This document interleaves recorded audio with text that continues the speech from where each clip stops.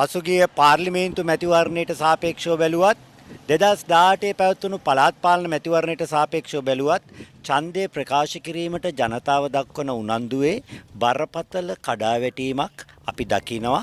ඒ නිසාම මේ ආණ්ඩුව විශාල පිරිසක් අත්හැරලා තියෙන බවත්. හැබැයි විපක්ෂයේ වෙනත් පක්ෂයක් තෝරා ගැනීමට තවමත් තීරණයක් අරගෙන නැති බවක් තමයි ඡන්දය ප්‍රකාශ කිරීමට ජනතාව උනන්දුවක් අඩුවීමෙන් පේන්නේ. ඉතින් ආණ්ඩුව මාස 6ක් වැනි පාර්ලිමේන්තු මැතිවරණයේ සිට මාස 6ක් වැනි කෙටි කාලයක් තුළ මෙවැනි පසුබෑමක් සිදු වෙනවා නම් පළාත් පාලන මැතිවරණේ ගිය පාර වගේ අවුරුදු 3කින් තියන්න උනා නම් මේ ආණ්ඩුවට කිසිම ආයතනයක් ජයග්‍රහණය කරගන්න බැරි වෙන මට්ටමක් උදා වෙන්න තිබුණා. ඒ වගේමයි මේ ප්‍රතිඵලය පෙන්눔 කරાવી විපක්ෂයේ සමූපකාර ඡන්දිති වගේ සමගි වෙලාව නම් ආණ්ඩුවට කිසිම ජයග්‍රහණයක් ලබා ගන්න බැරි වෙන විත්තිය.